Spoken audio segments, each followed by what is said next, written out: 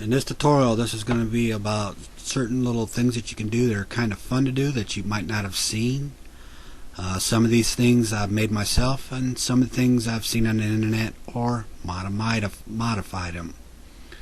This tutorial is not about being precise or being the fastest or easiest way.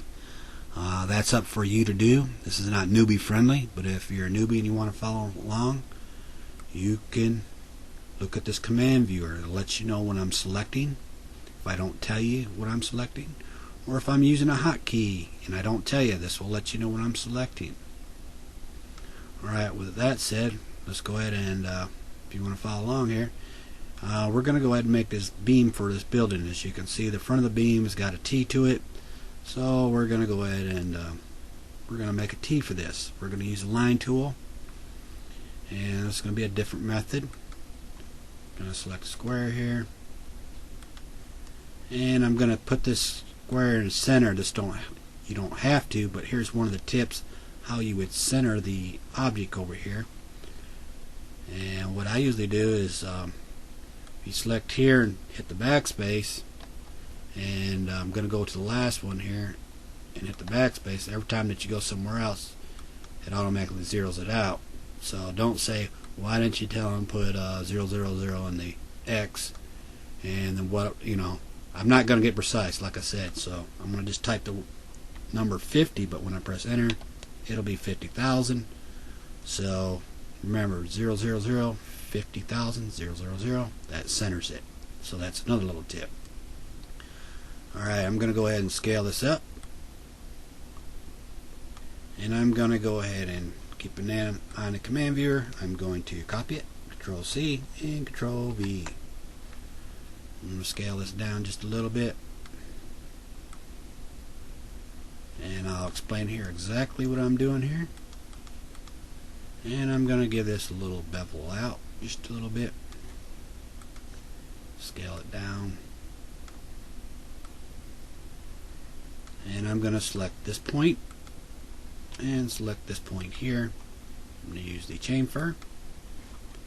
As you can see, I got options that I can bevel the edges if I want to or not, or how much. I'm going to go ahead and validate that. Probably don't need a dynamic geometry on, but it's just a habit of mine, so I'm just going to leave it on. So I'm taking a look at this, and I'm going to go ahead and I want to go ahead and mirror this to the other side, so I'm going to use a 2D symmetry. Make sure I don't want it to connect, and validate it. Okay, I am using Hexagon 2.1, and if you notice, it's missing a line that I mirrored. Not a problem. We'll just go ahead and fix that real simple and just close it. Alright, let me turn back on the reference right here so you can see what I'm doing. Here's the T, okay? Now we need to make this a T. If you look at the square here, as I go left to right, this is going to be the top of my T.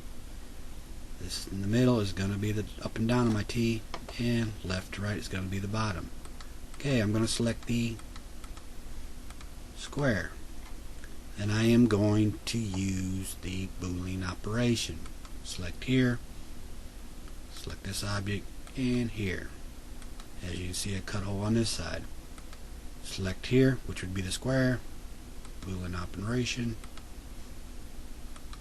and there's my T. Same as I wanted there. Kind of nifty little trick. And I'm going to go ahead and scale this down. I don't really want a large beam. And I'm going into the top view mode. Select me a rectangle.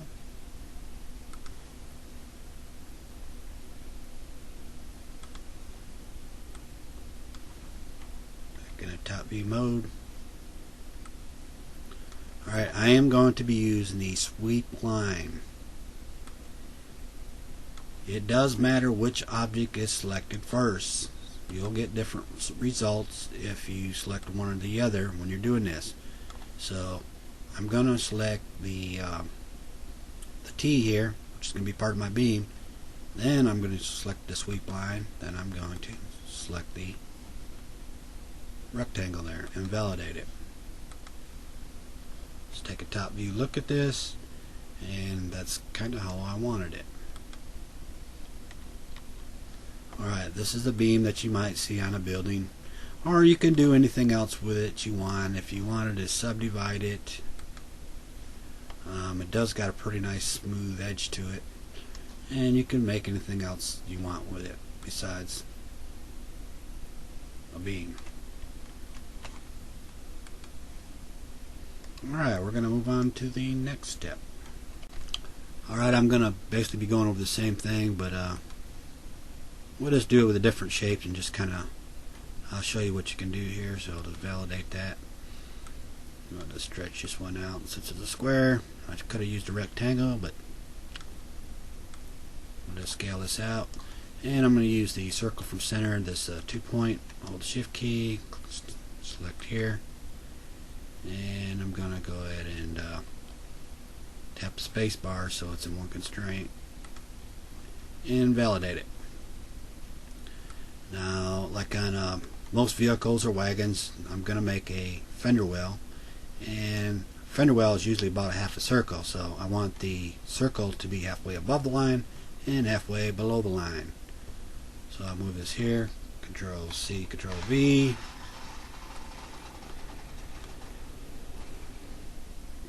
Then I'm going to select the square here, or rectangle now, and we're going to use the Boolean operation,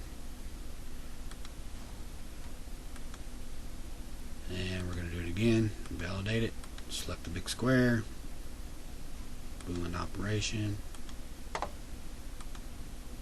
and that's one way that you can kind of make a fender wells for a vehicle if you had to make one for some reason. Alright, let's go ahead and delete that. And we're going to go ahead and do another one here. And this a little different here.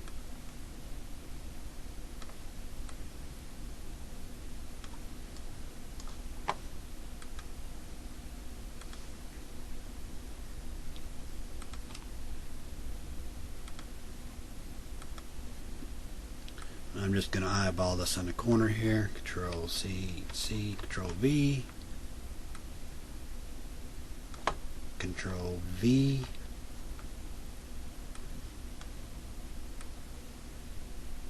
since I'm down at the bottom, I want to copy from this position, then I'm going to paste it from this position. Control C, Control V.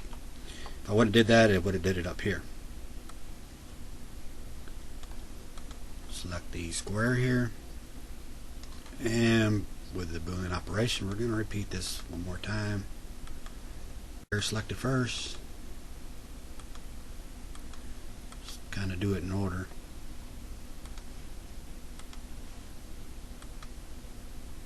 Validate it,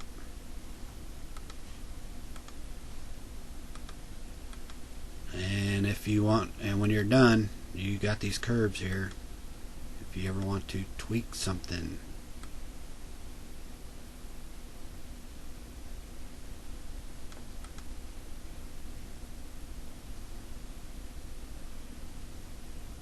let's move this back over here. As you can see, I can change the shape when I have the dynamic geometry on.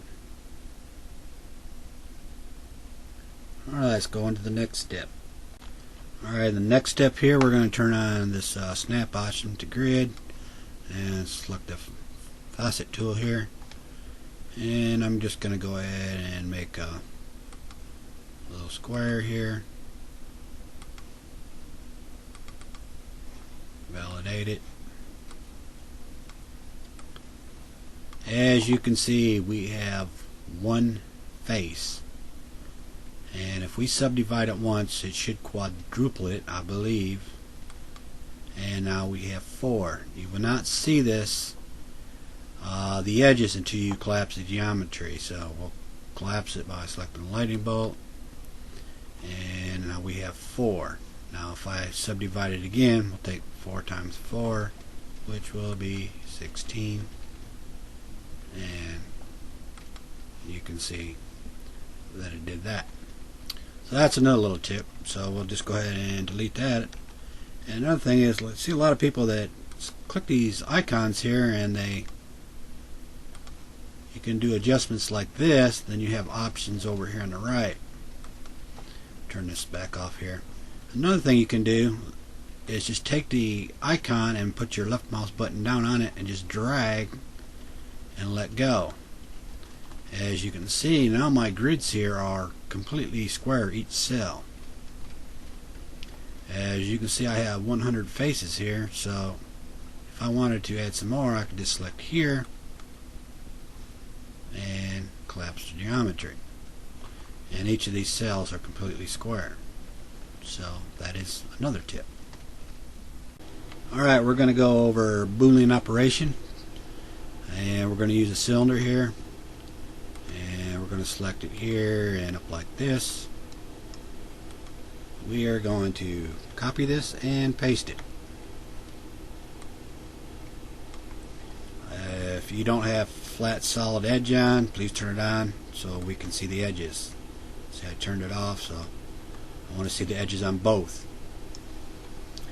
As you can see, these both objects, one of the edges here flow into the edge coming up here. It's got good edge flows, like this one here goes straight up with this one. So what we're going to do is we're going to select the Boolean operation here, and we're going to select here. Now we want to find one that's going to represent the T I had there, or resembles a T, and we're going to go ahead, that's going to be the one there. It's the one to call it the union, and validate it.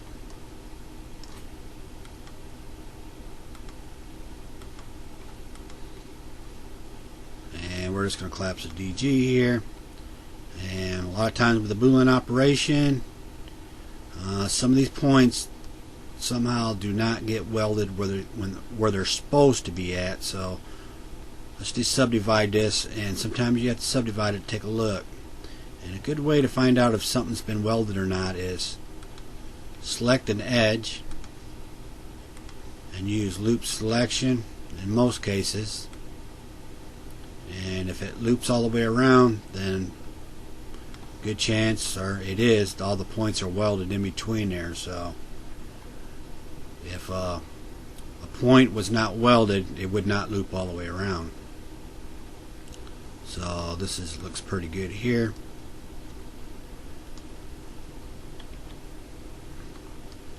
And a lot of times we'll go over to the surface modeling and use a slice tool, and we'll select one here, and we'll subdivide it. And as you can see, we have a problem right here. So like I said, it's always good to subdivide it and see. Just take a look at the mesh. It's got a little pinch there, so we're going to select the points here and use the average weld and validate it and subdivide it again. Aha, we have no more pinch. So that is something that you might need to check, and by subdividing and undoing it really helps.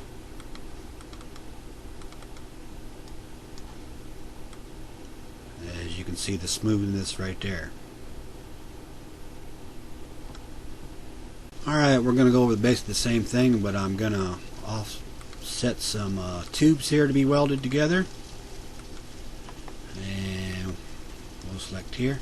Now, I want you to look at this line right here on this cylinder, and I'm going to use this middle part here as a reference, which separates the left from the right. It's in the middle of it. So remember that.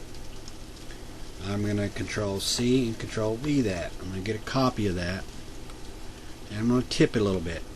Now also, this one that's tipped also has a halfway mark, and it's this one right here. And I'm going to use that as a reference. And I'm going to snap align these two together where these two lines intersect. But for this to work halfway decent, for some reason, if you're in orthographic view and front view, you need to tip it just a little bit. It does not like to work very well if you don't. Alright, now with that said, we're going to go ahead and select the snap align, and we're going to select this point, which is the halfway mark of this line, and I want to place it to this point here, which is a halfway mark up and down here. And that looks good right there. Alright, now we're going to need to weld these two together, and they'll get a good weld is because, as you can see, they got a good flow from this object here's edges flowing to this object's edges. So we're going to go ahead and use the Boolean operation. Select here and select the one that says union and validate it. Alright, I'm just going to select the object, collapse all this up here, and subdivide it. Doesn't look too bad. Looks like I have a little bit of pinching going down here. And a true test is if I got this from Tez, which he's pretty good at this part here. We're going to use the slice tool. Now when you put the slice on here, and if things don't look like they're supposed to, it's more than likely that we need to drop an edge down here. So what I need to do is get an edge that goes from this point all the way around. But to do this, what I'm going to do is I'm going to select the edge here and loop it, and I'm going to use this edge tool, edge along here. Now when I pull down here, as you notice my cursor's here on the right, if I pull down it's going to get hung up on this first one. So I'm going to Control Z that, and what I want to do is I want to get on this side where it doesn't stop at this point. So I'm going to pull down. Let me go ahead and zoom in a little bit for you. And when it gets about touching here, and I'm going to look at this line on the left, I don't want it to start getting jagged, so I want it to go straight across. So about right there, and that looks good right there. And I'm going to use the average weld on there and just leave it at default, and I'm going to subdivide it and see how it looks. It doesn't look too bad. For the true test, we're going to go ahead and use the slice tool. That looks normal. That looks normal. That looks normal. And let's subdivide it to double check it. And then once again we can go ahead and average weld it. I want to turn on the point so we can see, just to see something here. I just wanted to take a quick look. As you can see right there, I had a problem. I had 2 points that were not connected. And when I use average weld, I usually like to go till it really messes up. Something like, I go way past the stage here where it starts doing stuff like that, and start going back till it looks normal.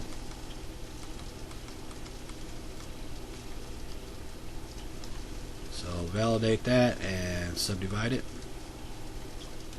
and that looks pretty good.